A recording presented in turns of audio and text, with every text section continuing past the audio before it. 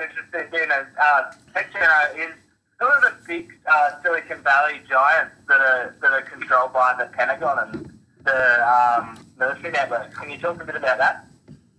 Well, I say that there are massive connections between the Pentagon and the intelligence networks that are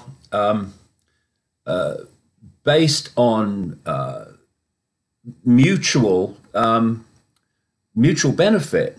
For instance, if you were the Pentagon's the Pentagon intelligence complex, there's three things that they want. There's many things they want, but there's three things they really want. One is 24/7 surveillance of the population, and your Facebooks and your Googles and etc. Give them that. Two, they want to control what people see and hear.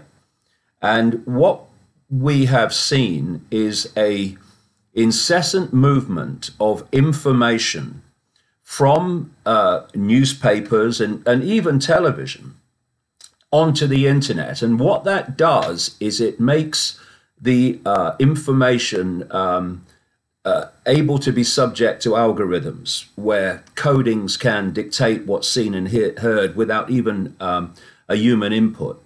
So the tech giants and the information giants out of Silicon Valley, and I include Amazon in this because while its home is in Seattle, its spiritual home, indeed some of its branches are in Silicon Valley. And thirdly, what the military intelligence complex wants, and indeed further deeper in the shadows, what controls them wants, is a humanity that is connected through technology to artificial intelligence. So artificial intelligence becomes the human mind. Now, this is not some crazy conspiracy theorist pulling this out the ether. This is what people like Ray Kurzweil at Google, this so-called futurist, this Google executive, he's openly talking about that by 2030, the human brain will be connected to artificial intelligence, and not least through technology, microchips and nano microchips, not even the level that you can see. And he says quite openly that as artificial intelligence becomes more and more intelligent than humans, then less and less of the human mind, human consciousness will be used, and more of AI, until human consciousness, as he puts it, is basically negligible. And what he's describing is artificial intelligence becoming the human mind. And, you know, some of us ask the next question, well, who's controlling artificial intelligence, which is becoming the human mind? And the reason that they are openly telling us this is the sales pitch. And the sales pitch is that when we connect to artificial intelligence, we'll become superhuman. This is the sales pitch. And as I explain in the talks in Australia coming up, there has been a simple step-by-step process to addict, especially the young, because they'll be the adults when this is supposed to be full-blown, to addict young people particularly, but people in general, to technology, and to take them along a very clear kitty road, whereby first you get them addicted to technology they hold, then you get technology on the body, your Bluetooth and all these gadgets that people wear now, connected to the internet. And then you go in the body with microchips. Now, my books in the 1990s were predicting this. They were saying this is the plan, to microchip humanity and connect us to an artificial, what I used to call then an artificial technological sub-reality. So it's unfolding. It's happening. And I spoke in Sweden a few months ago. 3,000 people have been microchipped in Sweden now, so that they can open doors and do other things without actually, you know, pushing them open, the lazy sods. And there's a story broke in Britain just a few weeks ago that the trade union organization and the employers' organisation, the Confederation of British Industry, were pointing out how worried they were that companies were now preparing in Britain to microchip their workers. And this was in my books from the 1990s. And if you then go and look at what's happening in these internet giants in relation to their own workers, you'll find stories where employees of people like Google and Amazon and Microsoft have actually come out and said, look, we don't care for this connection that these companies have with the Pentagon and with the intelligence complex. Microsoft have openly said that they're passing information over to the military, what they call the honorable military. Well, not all of them are, by the way. And you've got Amazon now that people think is just a retail website, but one of its major functions is this whole cloud stuff. I mean, when Kurzweil talks about connecting humans to artificial intelligence, he uses the word cloud, connecting humanity to the cloud. And so the cloud starts becoming the human mind. And the workers and employees of Amazon have come out and said, well, what's happening? Because they've got a $600 million contract, Amazon, with the CIA. They've got upcoming, if they've not signed it yet, a $10 billion contract with the Pentagon. And these are all for, quote, cloud services. And then you look at something I've been exposing for a very long time, an organization called DARPA, D-A-R-P-A, if you've not come across it. And it's the technological development arm of the Pentagon. Then you look at IQT or InQtel, which is the technological funding, seed funding arm of the CIA.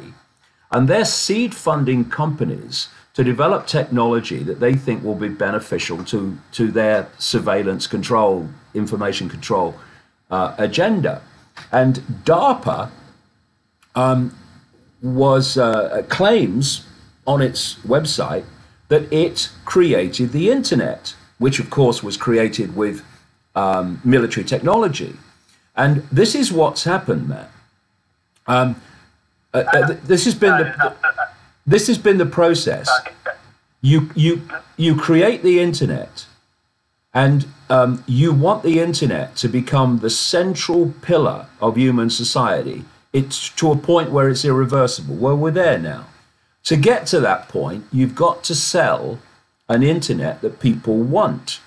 And so what you had for many years was an uncensored, free-flowing information internet. You then start to develop companies that you want to be the dominant near monopolies of this internet. And to get them to that point, they too have to be what people want. So they come out, and you have the free flow of information. You have search engines like Google, and Google own YouTube, where the bias is not there, and you can be a little guy, you can get at the top of the search engine if and stuff like that. But then there comes a point where and we're past that now, the internet is the central pillar of human society irreversibly. 2, these internet giants have become just that, near monopolies.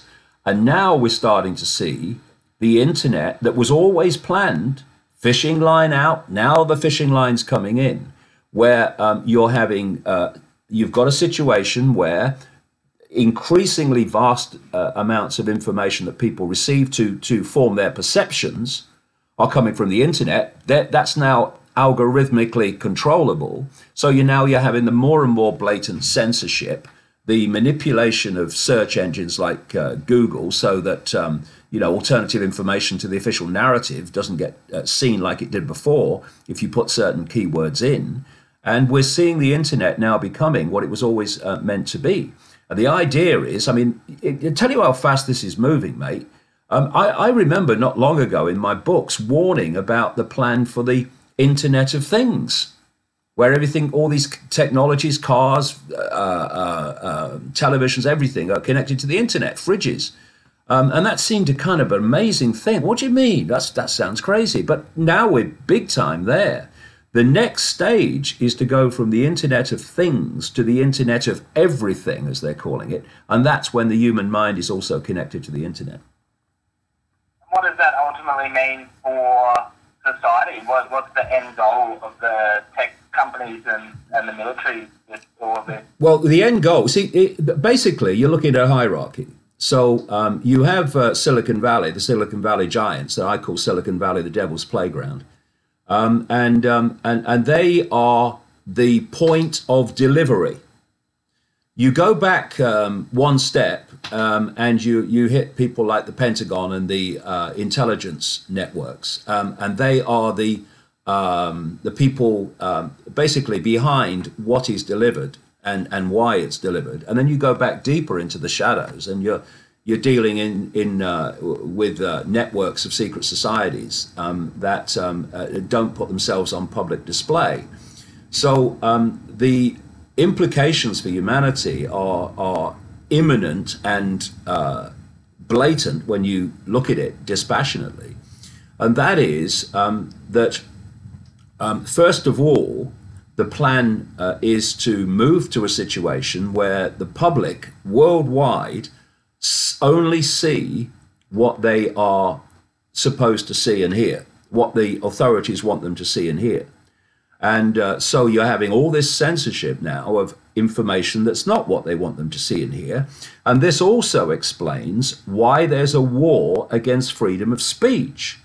Because while we have freedom of speech, they cannot create that situation where we only see and hear what they want us to see, because freedom of speech gives the freedom to put another view and circulate other information. That's why there's a war on freedom of speech, because they have to get rid of that to reach that situation of monopoly on information. But the big thing then is, besides that, is to connect the human mind to artificial intelligence. So, see, perceptions come from information received. So if you want to manipulate perception, which you have to do to control the population, then you manipulate the information people receive, and people make their perceptions from the information they receive, basically. But this next step, this end game, is actually to connect the human mind to artificial intelligence. So there's no manipulation of information even necessary then, because people are getting their thoughts and their perceptions direct in exactly the way that people like Kurzweil explain and say is coming, but tries to put a positive spin on it by saying we'll be superhuman. We won't. We'll be subhuman. We'll basically be assimilated into artificial intelligence. And I'm coming up 67 now in April, and the vast majority of my life, none of this technological stuff was going on. It's so recent, and it's unfolded so fast. And so his talk of 2030 and that kind of period is well, if you look at the speed of the way this is being rolled out, it's very credible that what he's saying is a good timescale.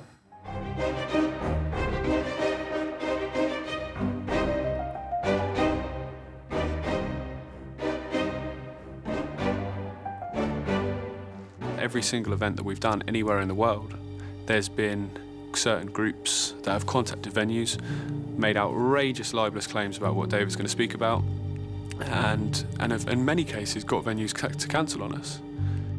They tell the organizers that I'm going to go on the stage and I'm going to say a stream of racist things, none of which I have ever said. None of which am I ever going to say. What then happens, staggeringly, is that instead of coming to you and saying, well, these people have said you're going to say this, you're going to say that, what's going on? They pull the event. And we hear about the event we've been organizing for months being cancelled. We hear about it in the media. In Germany alone, for example, I've been in touch with over 70 venues, and we've still never managed to pull off a Germany show. And there's a venue that we had in Berlin, which to this day, nigh on well over a year, have never actually contacted me to tell me the event's been cancelled. I found out from a German newspaper when they published a story about it. And my website is blocked in schools and universities and colleges. It's blocked in government departments and government agencies. And here's me, one person, who was supposed to be this great nutter, and the system is desperate to silence what I'm putting out and to stop as many people as possible ever hearing it. Why?